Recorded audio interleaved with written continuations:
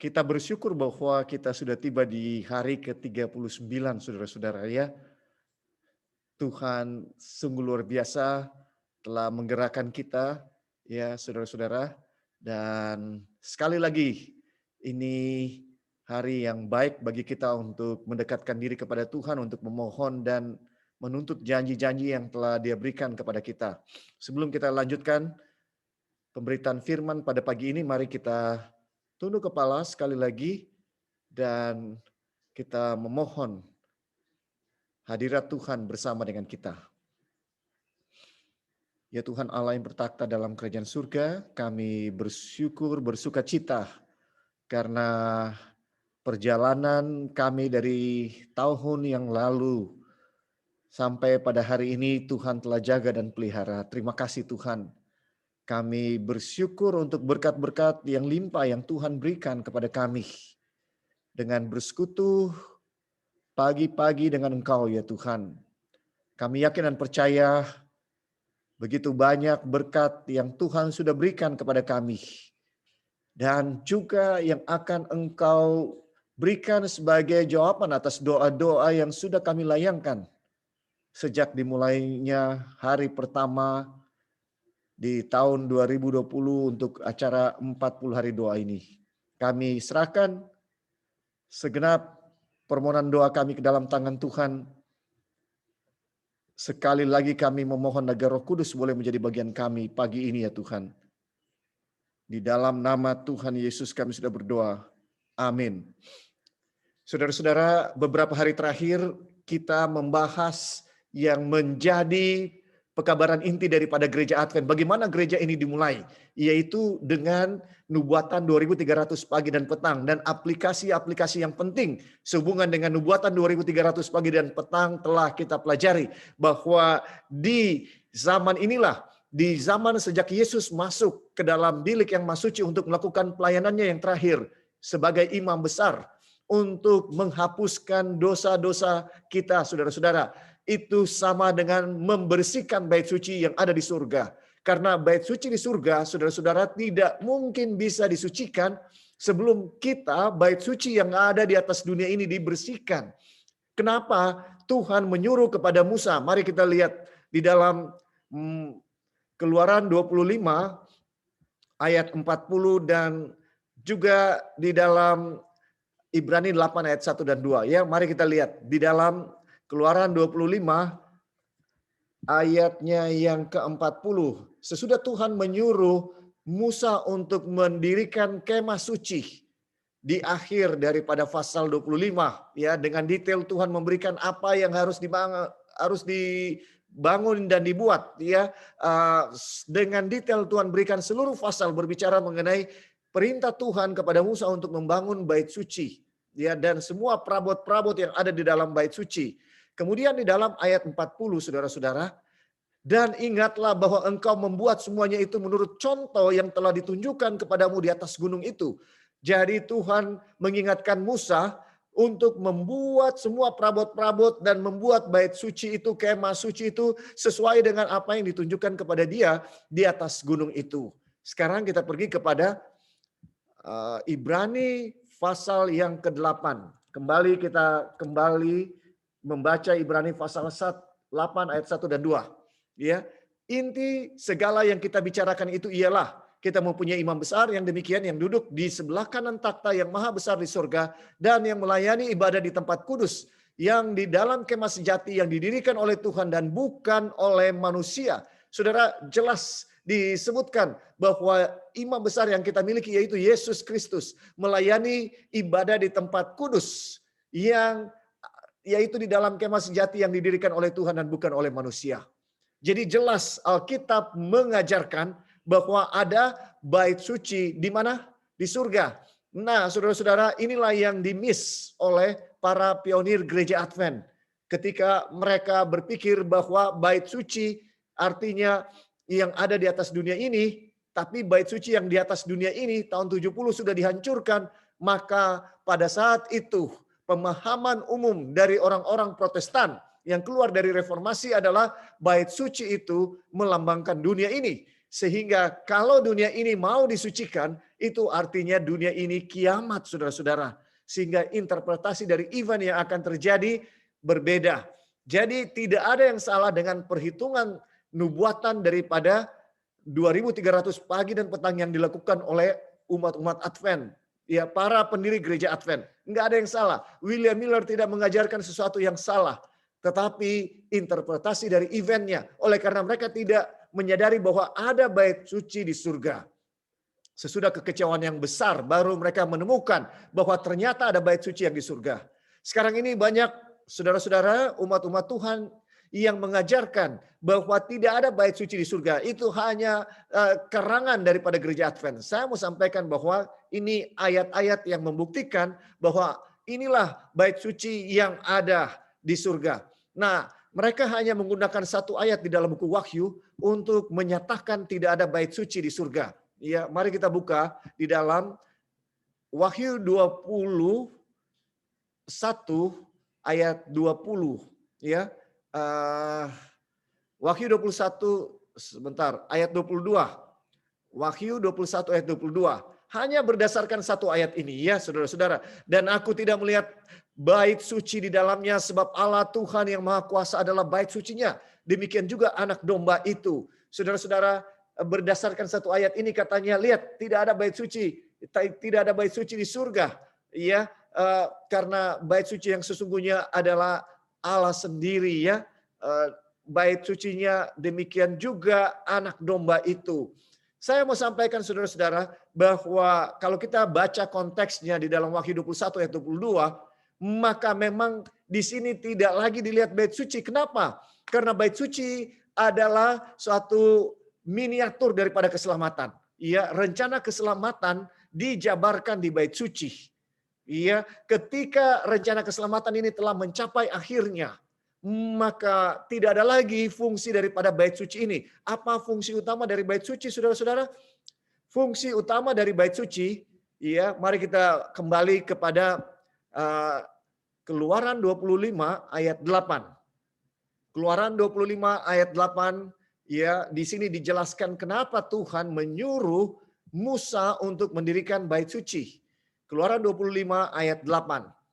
Dan mereka harus membuat tempat kudus bagiku supaya aku akan diam di tengah-tengah mereka. Ya, apa fungsi daripada bait suci didirikan? Supaya Tuhan akan diam di mana? Di tengah-tengah mereka. Ya, Tuhan itu kudus. Maka harus dibuatkan satu tempat yang kudus khusus buat Dia. Iya, dan itulah bait suci. Supaya Tuhan bisa datang dan diam bersama-sama dengan umatnya. Iya, resikonya saudara-saudara, kalau dia langsung dan tidak berdiam di satu tempat, maka semua orang yang ada di perkemahan itu akan mati oleh karena kekudusan daripada Tuhan. Iya, ini alasan kenapa bait suci dibuat supaya Tuhan tinggal bersama-sama dengan umatnya. Tetapi untuk Tuhan tinggal bersama-sama dengan umatnya, ada satu hal yang harus dilakukan kepada umat-umatnya, yaitu mereka harus disucikan, harus dibersihkan. Ya, sebelum mereka bisa ya bersama-sama dengan Tuhan tinggal. Inilah ajaran atau pekabaran mengenai bait suci. Ya, bahwa supaya kita bisa tinggal dengan Tuhan ya di tempatnya, di mana tempat tinggal Tuhan, di bait suci surga. Di surgalah tempat tinggal Tuhan, supaya kita bisa ke sana saudara-saudara. Saya dan saudara harus bersih daripada dosa. Bagaimana caranya supaya kita bisa bersih dari dosa? Adalah kita dipisahkan daripada dosa kita. Dengan kita menaruh tangan, kalau kita masih hidup di zaman Israel dulu, saudara-saudara, setiap kali kita berbuat dosa, kita harus bawa domba dan kita harus taruh tangan di atas domba itu melambangkan dosa saya dan saudara sekarang dipindahkan kepada domba ini. Dan dari domba ini darahnya dipercikan oleh imam di dalam bilik yang suci kepada tirai yang memisahkan bilik yang suci dan bilik yang maha suci. Artinya dosanya ini pindah kepada bait suci selama 1 tahun. Iya, saudara-saudara, sebelum pada hari raya pendamaian, pada hari raya Grafirat, saudara-saudara, imam ini imam besar, harus imam besar, tidak bisa imam biasa, harus imam besar yang masuk ke bilik yang maha suci. Dan ketika dia masuk ke bilik yang maha suci, kalau Tuhan berkenan dengan semua ya upacara yang dilakukan, kalau Tuhan berkenan kepada setiap orang Israel yang pada saat itu harus memeriksa hati mereka, merendahkan diri di hadapan Tuhan. Kalau Tuhan berkenan dan menerimanya, maka imam besar itu bisa keluar hidup-hidup dan dibunyikan trompet menyatakan kemenangan. Tetapi kalau imam besar itu saudara-saudara ya mati di dalam oleh sebab ada satu atau dua orang Israel yang tidak sungguh-sungguh mengaku dosa mereka, maka saudara-saudara akan ada duka cita di seluruh perkemahan. Ini yang terjadi. Sesudah imam keluar, ya saudara-saudara, ada satu pasang kambing jantan yang harus diundi. Ya, satu yang diundi untuk Tuhan akan dipersembahkan, dikorbankan pada hari raya pendamaian. Tetapi yang satu adalah untuk Asasel atau kambing hitam. Ini kambing tidak akan dikorbankan. Kalau orang Israel diterima oleh Tuhan, maka imam besar boleh keluar. Maka ada satu orang yang akan menuntun kambing Asasel bersama dengan imam besar. Mereka pergi keluar dari tempat perkemahan, jauh dari perkemahan Israel, dan di sana imam besar akan menumpangkan tangannya ke atas kambing Asasel ini, melambangkan semua dosa daripada orang-orang Israel yang telah mereka lakukan sepanjang tahun, sekarang yang sudah dipindahkan ke bait suci, sekarang dipindahkan ke imam besar dan dipindahkan pada akhirnya ke kambing Asasel. Dialah yang disebut sebagai kambing hitam. Dan dia tidak dibunuh kemudian dilepaskan di padang gurun. Apa arti dari semua upacara-upacara yang ada di bait suci? Yang di pelataran Ka'bah, ketika imam harus di hadapan imam, seorang pendosa itu harus menyembelih korban, melambangkan saudara-saudara, kematian Yesus di kayu salib. Sesudah itu, selama 40 hari, Yesus melewati artikel yang kedua di bait suci, yaitu bejana pembasuhan. Sebelum dia masuk ke bilik yang suci, setiap imam harus mencuci kaki dan tangan sebelum boleh masuk di bilik yang suci, saudara-saudara. Ketika Yesus mati dan dia bangkit, dia tidak bisa disentuh selama 40 hari sebelum dia naik ke bait suci surga. Saudara-saudara, ini menggambarkan apa yang Yesus akan lakukan. Sesudah dia naik di bilik yang suci, melayani di sana, menggambarkan pelayanan harian yang dilakukan oleh imam pada zaman Israel, untuk pelayanan pengampunan dosa. Saudara-saudara, itu yang dilakukan oleh Tuhan Yesus. Sejak tahun 31 dia naik ke bait suci yang ada di surga, di bilik yang suci. Kita tahu bahwa dia ada di bilik yang suci. Dari mana kita tahu? Mari kita buka, saudara-saudara, di dalam Wahyu pasal 1 ayat yang ke-11. Wahyu pasal 1. Jadi kita tidak mengarang-arang saudara-saudara, inti daripada iman gereja Advent. Kenapa gereja Advent ini ada di atas dunia ini saudara-saudara? Karena waktunya sudah tiba. Waktu apa sudah tiba? Waktu penghakiman sudah tiba, saudara-saudara. Dan Tuhan membangunkan gereja ini untuk menyampaikan pekabaran bahwa penghakiman sedang dilakukan. Mari kita lihat di dalam ayat 11 Wahyu pasal 1. Katanya, apa yang engkau lihat? Tuliskanlah di dalam ayat 12. Lalu aku berpaling untuk melihat suara yang berbicara kepadaku. Dan setelah aku berpaling, tampaklah kepadaku 7 kaki dian dari emas. Apa yang dilambangkan oleh 7 kaki dian, saudara-saudara? Mari kita pergi kepada ayat 20. Dan rahasia ke-7 bintang yang telah kau lihat pada tangan kananku dan ke-7 kaki dian emas itu. Ke-7 bintang itu ialah malaikat ke-7 jemaat dan ke-7 kaki dian itu ialah ke-7 jemaat. Jadi saudara-saudara, 7 kaki dian melambangkan apa? Melambangkan ke-7 jemaat. Melambangkan ke-7 jemaat yang ada pada zaman Rasul Yohanes, Efesus, Smyrna, Pergamus, Tiatira, Sardis, Philadelphia, dan Laodikia. Ini ke-7 jemaat yang ada di Asia Kecil. Yang mereka pendetanya adalah Yohanes, bisa dibilang, yang kekasih, murid Tuhan Yesus yang satu-satunya hidup bertahan melalui penganiayaan yang luar biasa daripada kerajaan Roma maupun dari orang-orang Yahudi, tapi dia bertahan, saudara-saudara, karena Tuhan mau memberikan buku yang terakhir kepada dia. Nah, saudara lihat di dalam ayat 12, lalu aku berpaling untuk melihat suara yang berbicara kepadaku, dan setelah aku berpaling, tampaklah kepadaku 7 kaki dian dari emas. Dan di tengah-tengah kaki dian itu ada seorang serupa anak manusia berpakaian jubah yang panjangnya sampai di kaki dan dadanya berlilitkan ikat pinggang dari emas. Saudara-saudara, siapa ini yang seperti anak manusia? Tidak lain, tidak bukan adalah Yesus. Dan Yesus digambarkan sedang berjalan di atas 7 kaki dian. Artinya Yesus ada dengan setiap jemaat yang ada, yaitu Efesus sampai di yang terakhir Laodikia. Tapi ini bukan cuma jemaat yang ada pada zaman Yohanes di Asia Kecil, tetapi ini melambangkan 7 periode sejarah gereja dari zaman Yesus naik ke surga tahun 31 Masehi sampai kedatangan Yesus yang kedua kali. Saudara-saudara, jelas Yesus ada di bilik yang Maha Suci. Kapan dia berpindah di dalam buku Wahyu ke bilik yang Maha Suci? Mari kita lihat di dalam Wahyu pasal 11 ayatnya yang ke-17. Sambil berkata, ya, mari kita lihat Wahyu 11 ayat 17. Sambil berkata, mari kita lihat dari ayat 15 ya. Lalu malaikat yang ke-7 meniup sangkakalanya di trompet yang ke-7, sangkakala yang ke-7. Dan terdengarlah suara-suara nyaring di dalam surga, katanya, pemerintahan atas dunia dipegang oleh Tuhan kita, dan Dia yang diurapinya. Siapa yang diurapi oleh Tuhan? Dialah Yesus, dan Ia akan memerintah sebagai Raja sampai selama-lamanya.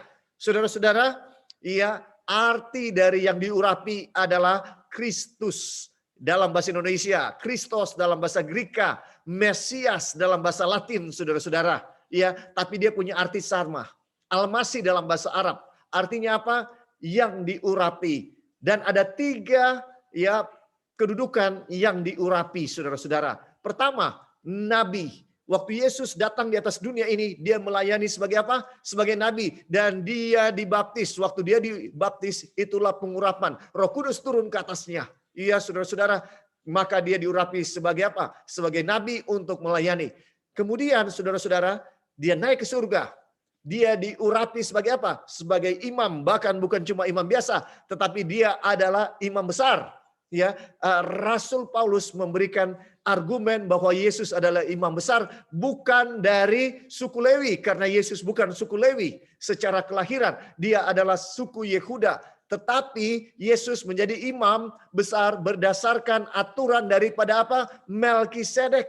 Iya, saudara-saudara, dari aturan Melkisedek yang lebih tinggi daripada keimamatan daripada Lewi, karena Melkisedek lebih dulu. Saudara-saudara, Abraham disebutkan memberikan persepuluhan kepada imam besar Melkisedek di Yerusalem, dia di Salem, kota damai itu. Dia adalah imam di Yerusalem.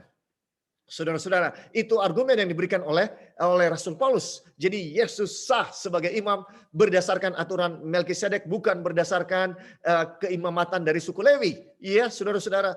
Dan ketika dia selesai melakukan pekerjaan sebagai imam besar di bilik yang Maha Suci, pekerjaan pelayanan yang terakhir di bilik yang Maha Suci, dia akan keluar dari bilik yang Maha Suci, dan disitulah dia akan diurapi sebagai raja. Iya, saudara-saudara. Jadi di dalam ayat 15 ini, kapan ini terjadi? Ini terjadi sama dengan Daniel 12 ayat 1. Pada waktu itu Mikael akan muncul. Iya, kapan?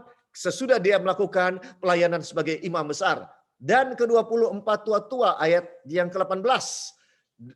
Ayat yang ke-16. Dan ke-24 tua-tua yang duduk di hadapan Allah di atas takhta mereka tersungkur dan menyembah Allah.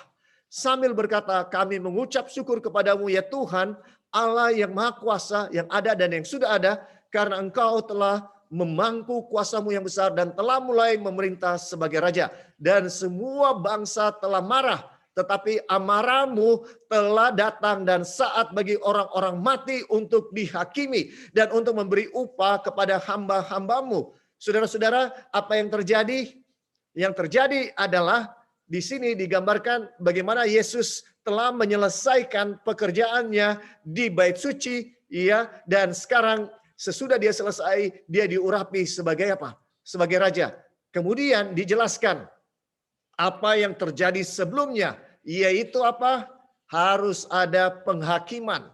Iya, penghakiman. Kapan penghakiman itu dilakukan? Ketika Yesus ada di bilik yang maha suci. Sebelum dia dinyatakan sebagai raja, saudara-saudara. Yesus harus menyatakan umatnya, rakyatnya. Karena tidak bisa seorang raja tanpa apa? Tanpa rakyat, saudara-saudara. Dan itulah yang Yesus lakukan sebelum dia dideklarasikan sebagai raja. Dan semua bangsa telah marah. Ayat yang ke-18. Tetapi amarahmu telah datang dan saat bagi orang-orang mati untuk dihakimi. Dan untuk memberi upah kepada hamba-hambamu, nabi-nabi dan orang-orang kudus. Dan kepada mereka yang takut akan namamu. Kepada orang-orang kecil dan barang siapa. Dan orang-orang besar untuk membinasakan barang siapa yang membinasakan bumi. Jelas ini menggambarkan penghakiman yang dilakukan oleh Tuhan Yesus untuk memisahkan mana yang merupakan umatnya, mana yang tidak. Itulah yang Yesus lakukan di bilik yang maha suci sejak 22 Oktober 1844. Mari kita lihat ayat 19. Maka terbukalah bait suci Allah yang di surga, dan kelihatanlah tabut perjanjiannya di dalam bait suci itu. Dan terjadilah kilat dan deru guru dan gempa bumi dan hujan es lebat.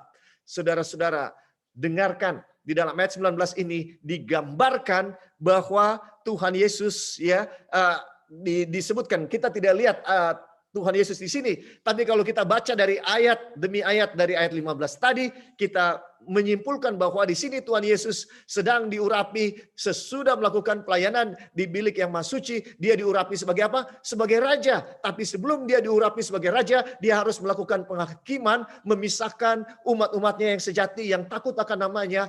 Dan ketika itu terjadi, saudara-saudara, apa yang menjadi dasarnya?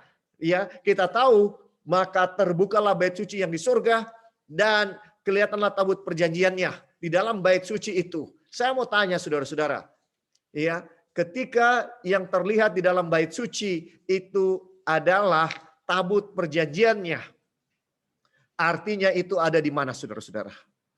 Itu artinya ini ada di bilik yang maha suci. Saya mau sampaikan bahwa ajaran gereja masih Advent hari ke-7 tentang pelayanan Yesus sebagai imam besar di bilik yang maha suci, Alkitabiah, bukan karangan, saudara-saudara. Jangan kita kehilangan iman di dalam pelajaran ini. Tapi yang paling penting dari beberapa hari adalah apa aplikasinya. Ketika Yesus ada di bilik yang maha suci, apa aplikasinya buat saya dan saudara? Kemarin saya sudah menyinggung satu hal, yaitu kita harus mengadakan pertemuan kudus. Mari kita kembali kepada Imamat pasal 23 ayat 26. Sekarang kita akan bahas dengan detail. Beberapa kali kita hanya sebutkan. Ini adalah aplikasi yang penting yang saya dan saudara harus lakukan. Saudara-saudara, di dalam Imamat 23 mulai ayat 26. Tuhan berfirman kepada Musa. Jadi yang berfirman siapa? Tuhan. Bukan Musa punya kata-kata, tapi Tuhan yang berfirman kepada Musa. Katakanlah kepada orang Israel begini. Dalam bulan yang ke-7, pada tanggal 1 bulan itu, kamu harus mengadakan hari perhentian penuh yang diperingati dengan meniup serunai, yakni hari pertemuan kudus. Jadi pada tanggal 7 ini sebelum hari raya pendamaian. 10 hari sebelum hari raya pendamaian harus ada apa? Harus ada upacara yang disebut sebagai upacara peniupan serunai. Apa itu serunai? Serunai kata lain daripada trompet atau sangkakala. Saudara, matching enggak dengan yang tadi kita baca di buku Wahyu? Sama, untuk membangkitkan kepada umat Tuhan bahwa ini sudah masuk bulan yang ke-7. Mereka meniup pada hari pertama bulan yang ke-7 trompet, saudara-saudara. Trompet. Apa gunanya trompet ini? Mari kita lihat apa alasannya. Tuhan menyuruh umat Tuhan untuk membuat trompet. Di dalam Bilangan yang ke-10 ayat 1 dan 2. Tuhan berfirman kepada Musa, buatlah 2 nafiri dari perak. Dari perak tempan harus kau buat itu supaya dipergunakan untuk memanggil umat Israel dan untuk menyuruh laskar-laskarnya berangkat. Dalam konteks apa? Dalam konteks untuk mengadakan peperangan. Apabila kedua nafiri itu ditiup, segenap umat itu harus berkumpul kepadamu di depan pintu kemah pertemuan. Ya, saudara-saudara, jelas. Sekarang kita pergi kepada ayat 9. Dan apabila kamu maju berperang di negerimu melawan musuh yang menyesakkan kamu, kamu harus memberi tanda semboyan dengan nafiri, supaya kamu diingat di hadapan Tuhan Allahmu dan diselamatkan daripada musuhmu. Iya, saudara-saudara, di sini salah satu fungsi daripada trompet adalah ketika dalam peperangan, maka tanda semboyan harus dibunyikan. Ya, saudara-saudara, umat-umat Tuhan harus berdoa ya kepada Tuhan untuk mengingat bangsa Israel yang sedang berperang, dan Tuhan akan memberikan kemenangan kepada mereka. Saudara-saudara, kita ada di bulan yang ke-7 dan sesudah tanggal 10 sudah terjadi pada 22 Oktober 1844. Iya, ini inti daripada iman Advent. 10 hari sebelumnya trompet dibunyikan. Tahukah saudara? Ya, tahukah saudara bahwa pertama gereja ini belajar mengenai nubuatan 2300 pagi dan petang dari tahun 457. Kalau saudara hitung sebelum Masehi, maka harus dikurangkan dengan 2300. Kita kurangkan 2300, kurangkan dengan 457, maka kita akan tiba kepada 1843. Itu sebabnya 1843 pertama kali yang disebutkan sebagai tahun kedatangan Yesus yang kedua kali. Sampai satu orang yang bernama Samuel Snow, ya, pada tahun 1843, ya, ketika mereka menunggu kedatangan Tuhan pada 1843, mereka dapati Tuhan tidak datang 1843. Satu orang memberikan satu pelajaran. Dia mengatakan, ini salah kita 1843. Kenapa? Karena dalam sejarah tidak ada tahun 0. Waktu Gregory, ya, Kaisar Gregory memerintahkan untuk memberikan penanggalan berdasarkan hari atau tahun kematian Tuhan Yesus, tahun kelahiran Tuhan Yesus, ya, saudara-saudara. Jadi dibikinlah sistem yang seperti ada sebelum Masehi dan sesudah Masehi berdasarkan tahun kelahiran Tuhan Yesus. Jadi dari sebelum Masehi ke tahun Masehi, saudara-saudara, tidak ada tahun 0. Jadi dari misalnya tahun 1 sebelum Masehi, maka tahun berikutnya bukan tahun 0, saudara-saudara, tapi langsung tahun 1 sesudah Masehi. Dengan begitu, maka harus ditambah 1. Harus ditambah 1. Maka jadilah 1844. Iya, ini sejarahnya. Iya, sekarang pertanyaannya, apa yang menjadi tanda trompet yang dibunyikan oleh Tuhan untuk mempersiapkan, ya, umat-umat Tuhan? 10, dia harus terjadi 10, ya, karena satu hari sama dengan 1 tahun. Ini harus terjadi 10 tahun sebelum 1843. Ada yang tahu? Pada bulan November, saudara-saudara, tahun 1833, yang membuat pergerakan William Miller, ya, orang-orang yang percaya dengan nubuatan 2300 pagi dan petang, mendapatkan dorongan yang kuat, sehingga banyak orang yang bergabung dengan pergerakan ini adalah pada tanggal, ya, bulan November 1833, saudara-saudara, tepat sebelum 10 tahun sebelum 1843, apa yang terjadi, saudara-saudara? Yang terjadi adalah terjadi, ya, bintang jatuh 1833. Itu suatu pemandangan yang luar biasa. Sejak dini hari sampai menjelang pagi, tidak henti-hentinya di Amerika, ya, terlihat bintang yang jatuh, dan orang-orang yang menyaksikan fenomena alam yang luar biasa ini, mereka percaya ini tanda bahwa Tuhan sudah mau datang. Ya, bukankah salah satu tanda, ya, bahwa Tuhan mau datang adalah bintang jatuh, dan mereka yakin Ini menguatkan nubuatan yang sedang diajarkan oleh William Miller. Ya, tepat 10 tahun saudara-saudara sebelum 1843 tiba, maka Tuhan memberikan suatu dorongan tanda bahwa pergerakan ini dimulai oleh Dia. Dan ada 3 tanda yang besar saudara-saudara sebelum bintang jatuh, termasuk yang bintang jatuh ini yang ketiga, yaitu yang pertama adalah matahari digelapkan. Matahari digelapkan dan bulan seperti darah. Kapan itu terjadi? 1870. Saudara-saudara, tahun 1870 itu terjadi. Dan ini yang disebutkan oleh Tuhan Yesus di dalam Matius 24, akan ada tanda-tanda di mana? Di matahari, bulan dan bintang. Gereja ini dibangun di atas kebenaran nubuatan firman Tuhan. Jangan pernah ragu bahwa saya dan saudara, gereja Masih Advent hari ke-7 adalah sesuatu pergerakan yang dibangun oleh gereja, oleh Tuhan sendiri, bukan oleh manusia, bukan oleh para pionir gereja ini, saudara-saudara. Mari kita sungguh-sungguh setia kepada Tuhan.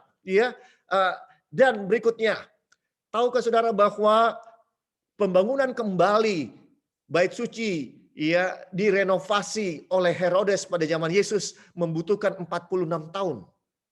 Membutuhkan 46 tahun. Saudara-saudara, pembangunan kembali daripada bait suci di zaman Yesus membutuhkan renovasinya 46 tahun oleh siapa? Oleh Herodes. Tahukah saudara bahwa pekabaran 2300 pagi dan petang bahwa sampai berapa lama lalu tempat kudus itu akan dipulihkan atau disucikan dalam keadaan yang wajar?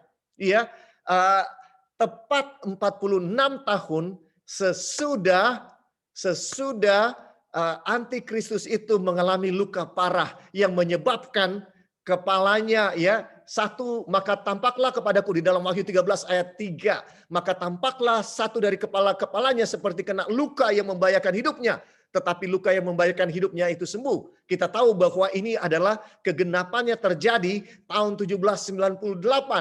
Akhir daripada 1260 tahun nubuatan di mana antikristus akan berkuasa. Tahukah saya dan saudara bahwa antikristus selalu berusaha menyerang, menghancurkan bait suci. Baik di perjanjian lama pada zaman Nebukadnezar, dialah Raja Babel yang menghancurkan bait suci. Kemudian saudara-saudara, tahun 70 kerajaan Roma identik dengan Babel, saudara-saudara. Di dalam 1 Petrus 5 ayat 13 disebutkan bahwa Babel untuk referensi kepada Roma tahun 70 kerajaan Roma menghancurkan bait suci sebagaimana yang dinubuatkan oleh Yesus di dalam Matius 24 ayat yang kedua. Saudara-saudara, bahwa tidak ada satu batu bersusun di atas batu yang lain, semuanya akan dihancurkan. Setan selalu berusaha untuk menghancurkan bait suci, karena ini yang akan mengajarkan saya dan saudara mengenai jalan keselamatan. Dan ketika di tahun 1798 antikristus itu mengalami luka yang parah. Kenapa? Tuhan mengizinkan luka yang parah. Oleh karena Tuhan sedang mengatakan kepada setan, setan, sudah cukup waktu yang kuberikan kepada kamu. Yesus hanya butuh 3 hari untuk membangun bait suci. Benar atau tidak? Hanya butuh 3 hari, saudara-saudara, Yesus bisa membangun bait suci dengan kematiannya. Dan dia bangkit pada hari Jumat, dia membangun bait suci, dan orang Yahudi marah ketika Yesus katakan, apa? Herodes membutuhkan 46 tahun dan kamu bilang kamu bisa bangun bait suci ini dalam 3 hari. Saudara-saudara, kalau kita hitung tahun 1798, 46 tahun kemudian, 1844 tepat, bait suci dipulihkan lagi. Walaupun bait suci sudah dihancurkan oleh antikristus, tapi Tuhan membangun satu umat berdasarkan bait suci ini. Saudara-saudara, Tuhan mau menyatakan kepada kita ini waktu penghakiman. Saya dan saudara harus melakukan 4 hal. Yang pertama kemarin kita sudah sebutkan, harus mengadakan pertemuan kudus. Mari kita kembali kepada Imamat dan saya akan akhiri di sini. Imamat pasal 23 ayat yang ke-26. Tepat pada bulan yang ke-10 sesudah pada tanggal 1 bulan ke-7 itu, ya saudara-saudara, dibunyikan sangkakala trompet, maka sesudah 10 hari kemudian ada hari raya pendamaian. Trompet itu mendahului, ya, mengingatkan orang akan hari raya pendamaian. Ya, Tuhan berfirman kepada Musa, akan tetapi pada tanggal 10 bulan yang ketujuh itu ada hari pendamaian. Kamu harus mengadakan pertemuan kudus. Ini yang kita sudah bahas kemarin, saudara-saudara. Maka Tuhan mengumpulkan umat-umatnya dari segala denominasi bergabung dalam pergerakan William Miller dan gereja Advent.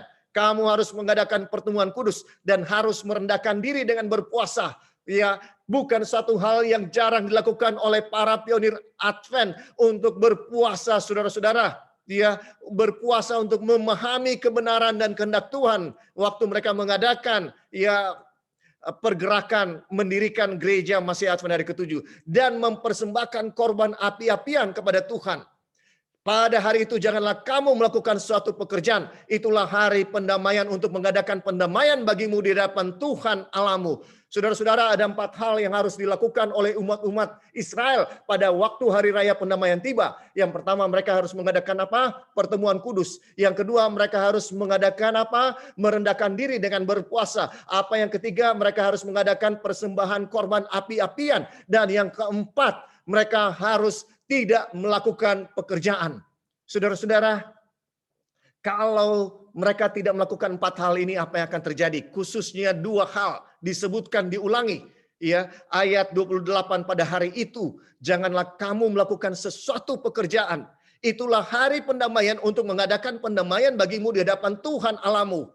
Karena setiap orang yang pada hari itu tidak merendahkan diri dengan berpuasa, haruslah dilenyapkan dari antara orang-orang sebangsanya.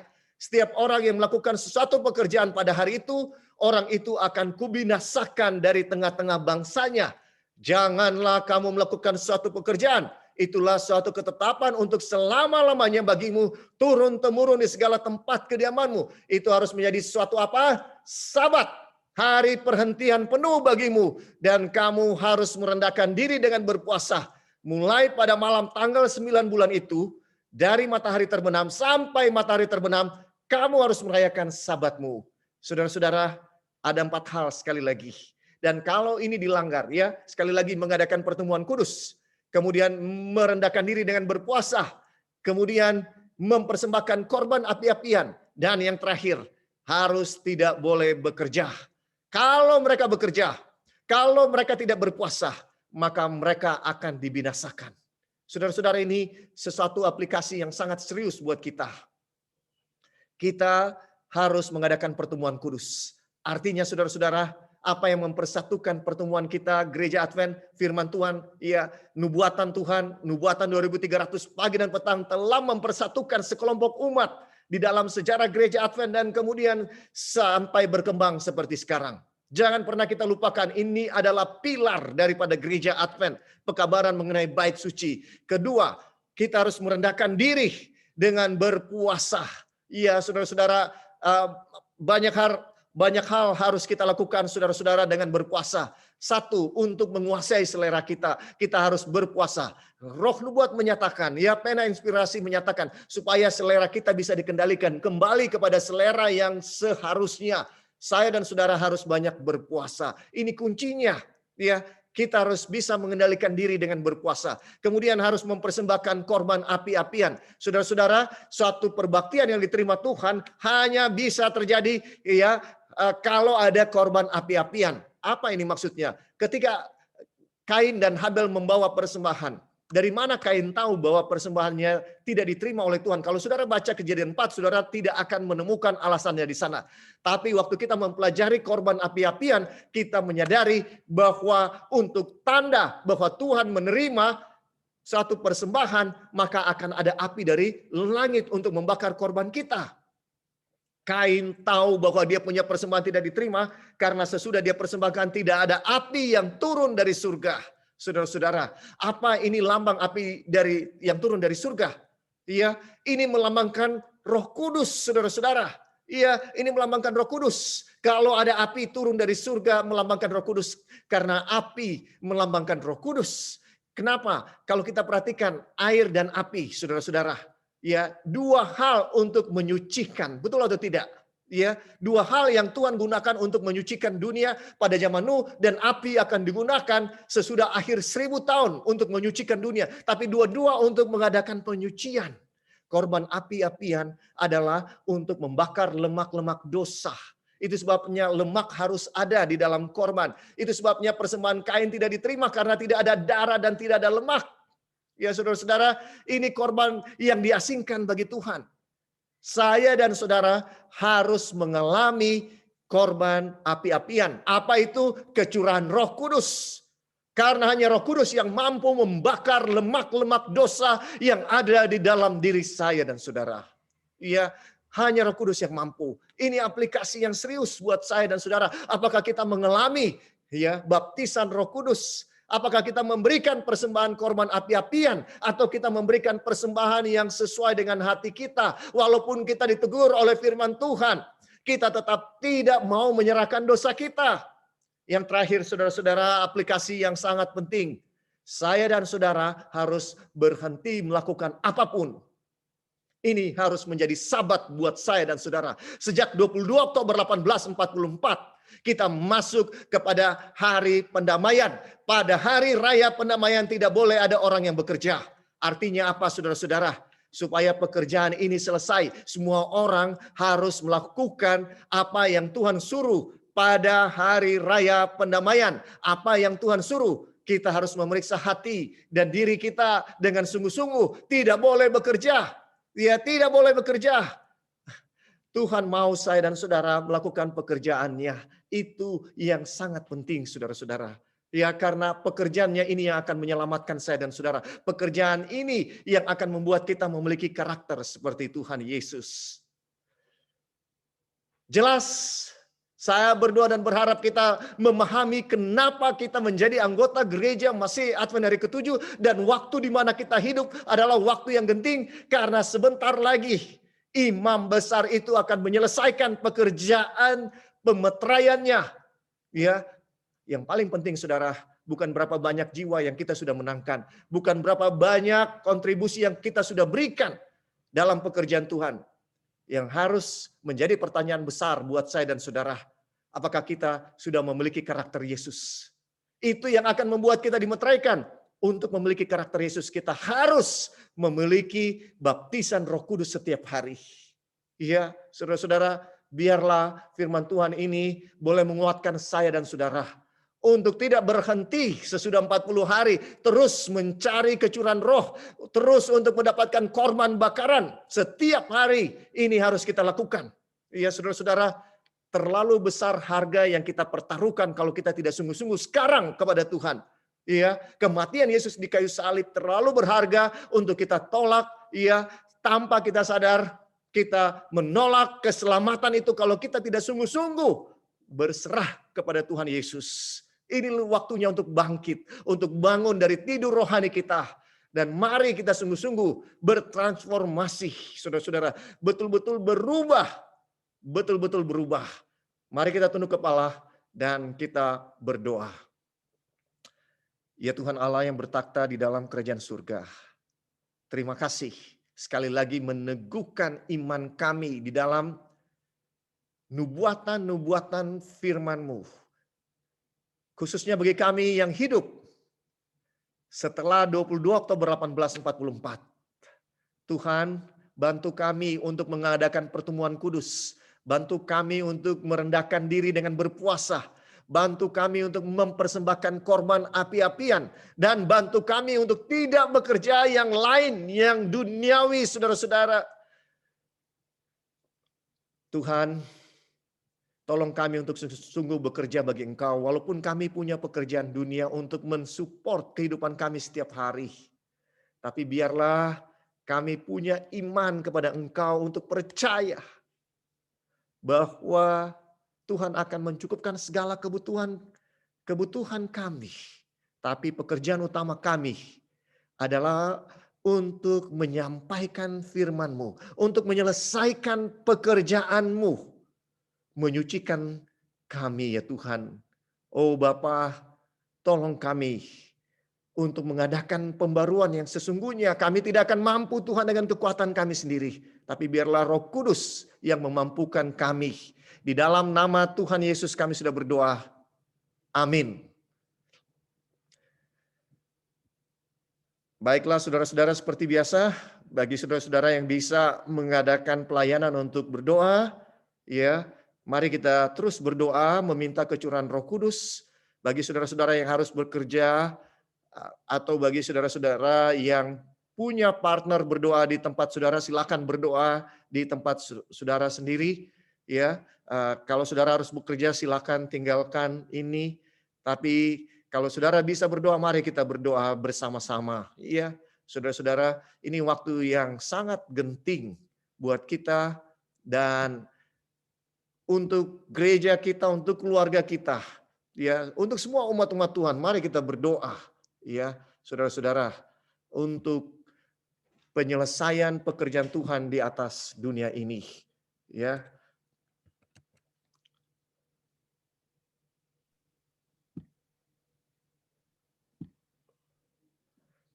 Sebagaimana biasa, kalau saudara belum punya pasangan, bersabar, ya. Kita akan atur supaya semuanya ada pasangan. Kadang-kadang yang diundang nggak datang karena mereka mungkin berdoa di tempat mereka ataupun mereka harus segera pergi, ya. Tapi kita akan usahakan untuk semua punya pasangan, ya, supaya kita boleh merasakan berkat dari doa bersekutu dengan umat-umat Tuhan.